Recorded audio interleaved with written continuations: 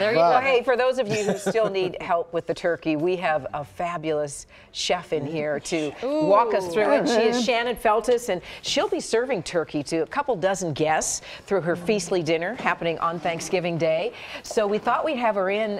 This is my turkey rod. How big is this thing? Get my turkey ready. Oh my goodness. How heavy, Kathy? It's a 20-pounder. Feels more like 50. Yeah. It's a good size turkey. The dish is heavy. Yeah. So you were saying you want to brine the turkey. Yeah, one of my favorite things to do is brine the turkey. It makes the skin taste better. Our family's a bunch of vultures when it comes to turkey. I like it. I love the turkey and chicken skin. That's kind of my thing.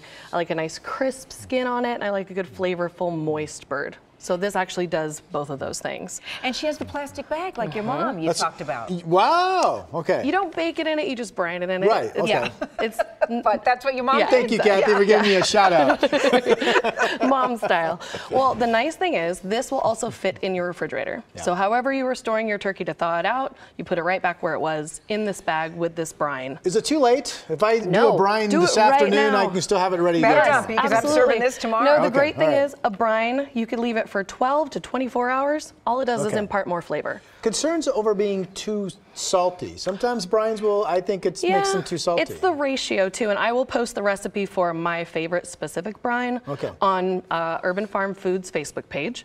And you don't need it to be like ocean water. You don't need it to be extremely salty. So tell me what you have in here. So I like to use things like fresh herbs like sage or some good bay leaves, cloves, full cloves of garlic. The more you mince garlic, the spicier things get too. So if you like it really nice and garlicky, mince that up quite a bit. Okay. Whole peppercorns, couple cinnamon sticks. Yeah. Cinnamon sticks, I love that. And the oranges come in The after? oranges with it. Okay. I like to brine it with the oranges. Even orange juice is a really good cheat. Sometimes you could take just the zest of it and use like a vegetable peeler and just use the zesty part of the orange and use that in the brine with it, and that adds a really nice citrus flavor as well. So you mix this all up. What is the liquid in here? So it's just water. It's just so water, okay. I start with just water and salt, and then you add the herbs and spices to it. You bring it to a boil so that it's a nice warm brine. Let it cool before you put it on your turkey. You don't want it to cook any parts of the turkey. Right.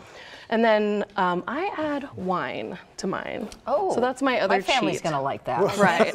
And you use Pinot Grigio? I use anything that I like to drink because it'll make your food taste better. I use Merlot some years. I use Pinot Grigio some years.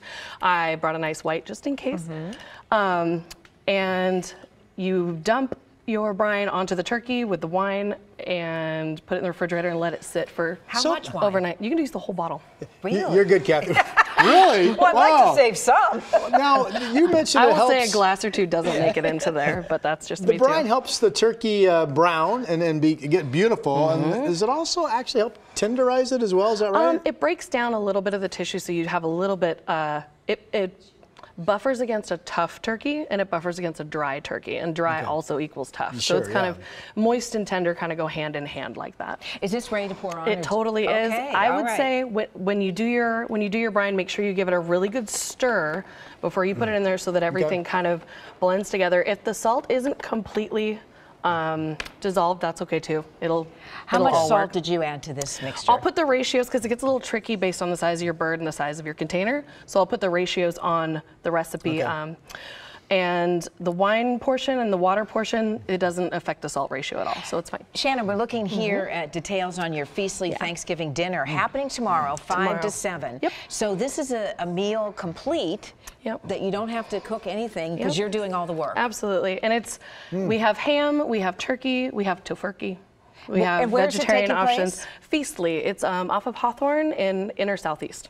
All right, let's get to pouring this on. Can we do the Get this wine and going. the So brine? you're going to do this on live Absolutely. TV? Yep, it's going to get a little messy. All right. Okay, be careful, ladies. Well, you're not spilling it dry. Christening the bird here. All right, let's